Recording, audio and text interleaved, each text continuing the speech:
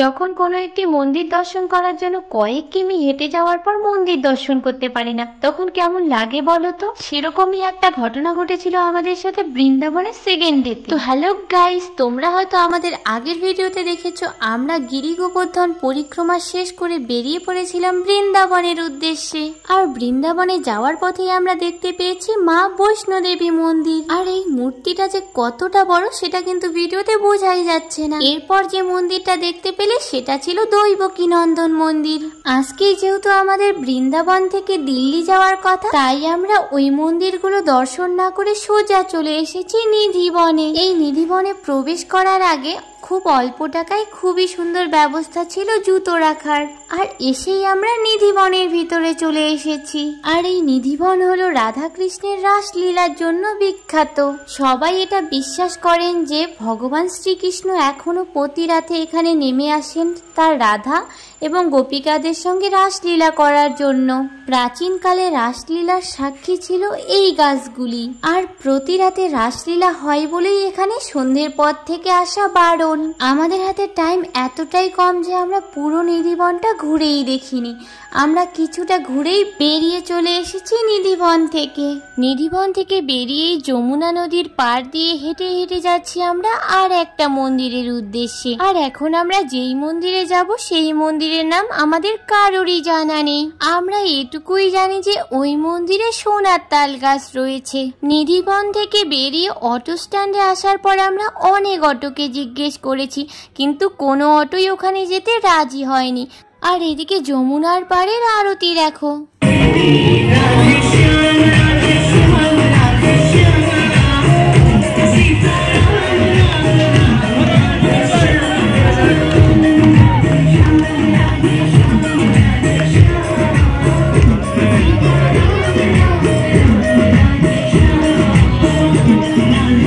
যমুনার পাড়ের এত সুন্দর আরতি দেখতে আমাদের কিন্তু খুবই ভালো লাগছিল। বাট একটা ভুল তো আমরা করেইছি অটো কাকুদের কথা শুনে। তারা বলেছিল এখান থেকে 1 কিমিও হাঁটতে হবে না, তাতেই তোমরা সেই মন্দিরের দেখা পেয়ে যাবে। তাই শেষ পর্যন্ত আমাদের প্রায় 2.5 কিমি হাঁটতে হয়েছিল। আর এদিকে আমাদের একটাই টেনশন হচ্ছিল যে এখন আমরা এই মন্দির দর্শন করার পর বৃন্দাবনের বাকি এতগুলো মন্দির দর্শন করতে পারবো তো। আর এখানে আসার সময় রাস্তায় আমাদের কতজনের সঙ্গে দেখা হয়ে গেছিল, আর তাদের কাছেই আমরা জানতে পারলাম এই মন্দিরের নাম রঙ্গনাথ মন্দির। আর এই মন্দিরটা কিন্তু পুরো সাউথের মন্দিরগুলোর মতো দেখতে। আর এই মন্দিরের আরো একটি নিয়ম রয়েছে, এখানে যারা পুরোহিত হবেন তাদেরকে দক্ষিণ ভারতীয় হতে হবে। এখানে কিন্তু আগে 2টি সোনার তাল গাছ ছিল। প্রাচীনকালে ব্রিটিশরা একটি সোনার তাল গাছ নিয়ে যাওয়ার পর এখানে আর অবশিষ্ট একটি সোনার তাল গাছ রয়েছে। আর এতটা রাস্তা হেঁটে এসে মন্দিরের ভিতরে যাওয়ার পর আমরা কিন্তু ভগবানকেই দর্শন করতে পারলাম না, দর্শন ক্লোজড হয়ে গেছিল। আর এদিকে একটা ছোট্ট বাচ্চা গান গেয়ে ভগবানের আরতি করছিল। এই মন্দিরে সোনার তাল গাছ যখন দর্শন করতে পারলাম না, তো বেরিয়ে পড়লাম এখান থেকে। আর রাধারানীর কৃপায় যদি আরো কোনোদিন বৃন্দাবন আসার সুযোগ হয় তো অবশ্যই আমি এই মন্দিরে আসব। এই মন্দির থেকে বেরিয়ে কিন্তু বাইরে অনেক বড় মেলা বসেছিল। বাট আমরা যেহেতু এখন এখান থেকে প্রেম মন্দিরে যাব, তাই আর আমরা মেলাটা ঘুরে দেখলাম না।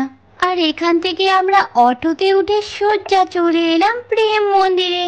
আর আজকে কিন্তু আমাদের বৃন্দাবন থেকে দিল্লি ফিরে যাওয়ার কথা ছিল, বাট আমি মাসিকে বলেছিলাম যে আমার এখনো ভালো করে সব মন্দির দেখা হয়নি, তাই আরো একটা দিন থেকে যাই। আর মাসিও রাজি হয়ে গেছিল। আর এদিকে দেখো বৃন্দাবনে এই সন্ধ্যের টাইমে এতটা পরিমাণে ভিড় হয়েছিল যে আমরা তো কোনো রকম ভাবে ভিতরে ঢুকতে পেরেছি। বাট দিদাকে কিন্তু ভিতরে নিয়ে আসতে পারি, বাইরে গেটের সামনে একটা জায়গায় বসিয়ে রেখেছি।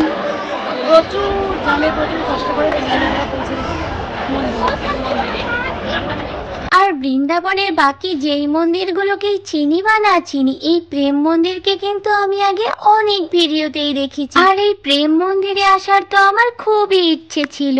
ফাইনালি যে আমি প্রেম মন্দিরে আসতে পেরেছি, এটা তো আমার কাছে স্বপ্নের মতো লাগছে। তো চলো আমরাও এখন প্রেম মন্দিরের চারিদিকটা ঘুরে দেখি আর তোমাদেরকেও দেখাই।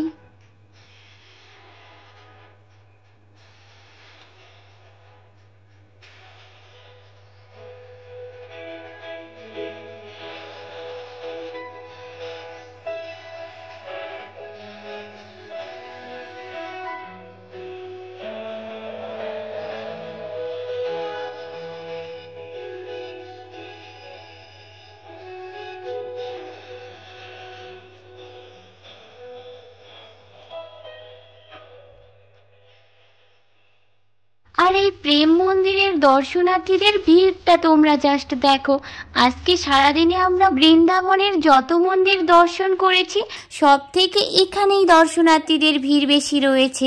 আর অনেকের মুখেই শুনেছি এই প্রেম মন্দিরের কথা, যে এখানে নাইট ভিউটা অনেক বেশি সুন্দর, তাই হয়তো দিনের থেকে রাতের বেলা এখানে অনেক ভিড় হয়। মন্দিরের গেট থেকে মন্দিরের ভেতরে যাওয়ার মেইন গেটে পৌঁছতেই তো আমাদের অনেকটা সময় লেগে গেছিল। আর মন্দির দর্শনের সময়ও প্রায় শেষ হয়ে এসেছে, আর তার মধ্যেই এতটা পরিমাণে ভিড়। আর ভাবছিলাম মন্দিরের ভেতরে যেতে যেতেই আবার টাইম শেষ হয়ে যাবে না তো দর্শন করার, কারণ বৃন্দাবনের প্রায় সব মন্দিরগুলোকেই 9টার মধ্যে বন্ধ করে দেওয়া হয়। আর অনেক ভিড় ঠেলে ফাইনালি আমরা মন্দিরের ভেতরে চলে এসেছি। আর সামনে থেকে প্রেম মন্দিরের সেই রাধা কৃষ্ণের মূর্তি দর্শন করতে চলেছি। তো চলো তোমরাও আমাদের সাথে দর্শন করে নাও ভগবান শ্রীকৃষ্ণ আর রাধা রানীকে।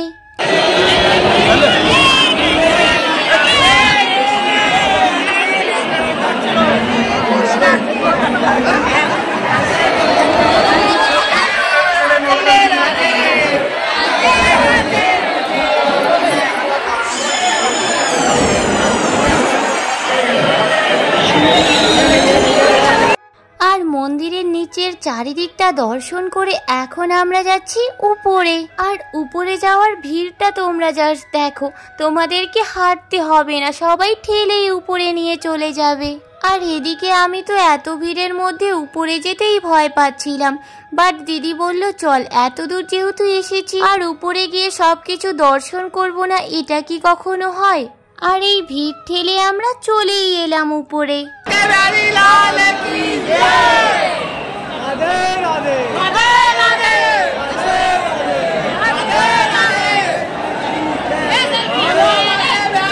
নিচ থেকে এই ঝাড়বাতিটাকে যতটা বেশি সুন্দর লাগছিল, উপরে এসে দেখি এই ঝাড়বাতিটা তার থেকেও বেশি সুন্দর। এটার যে শুধু কালারটা চেঞ্জ হচ্ছে সেরকমটা নয়, এটা পুরোটাই ঘুরছে। উপরে এসে তো আমরা চারিদিকটা দর্শন করে নিলাম, আর চলো তোমাদেরকেও একটু উপর থেকে এখানকার চারিদিকের ভিউটা দেখিয়ে দিই।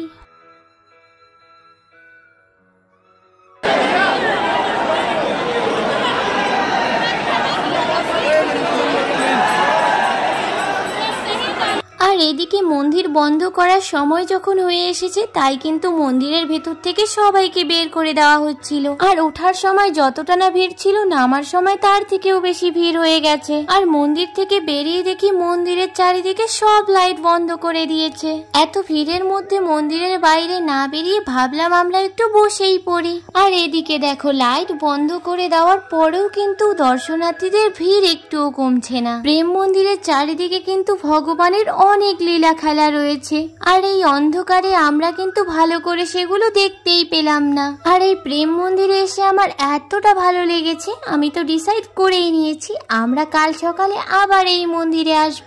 এই প্রেম মন্দিরের চারিদিকটাও যেহেতু আমাদের ভালোভাবে আজ দেখা হলো না, তাই কালকে এসে সবকিছু আমরা ভালোভাবে দেখবো আর তোমাদেরকেও দেখাবো।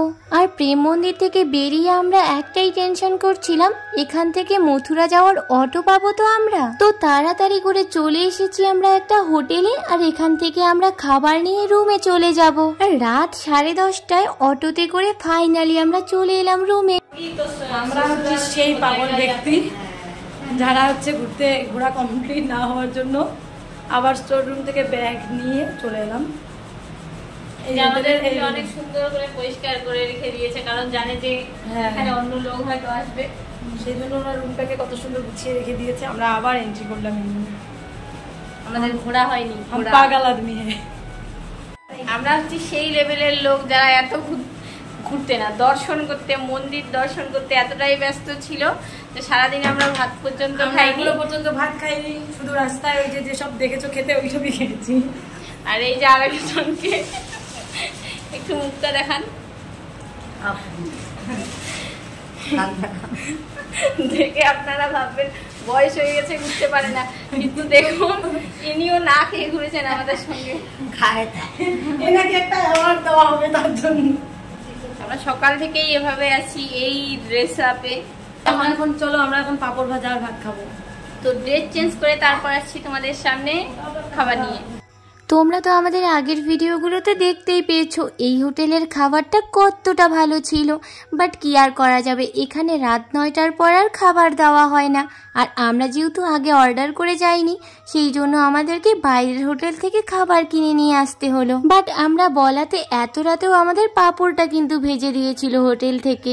আর যেই খাবারগুলো আমরা কিনে এনেছি এগুলো কিন্তু একদমই ভালো ছিল না খেতে। আর এই যে আমার হাতে যে খাবারটা তোমরা দেখতে পাচ্ছ, এটার নাম কিন্তু আমার জানা নেই। লখনৌয়ের যে ফ্যামিলির সাথে আমাদের দেখা হয়েছিল তারাই আমাদের এটা দিয়েছে। আজকের ভিডিওটা এখানে পর্যন্তই, আর তোমাদের সঙ্গে দেখা হচ্ছে বৃন্দাবনের নেক্সট ভিডিওতে।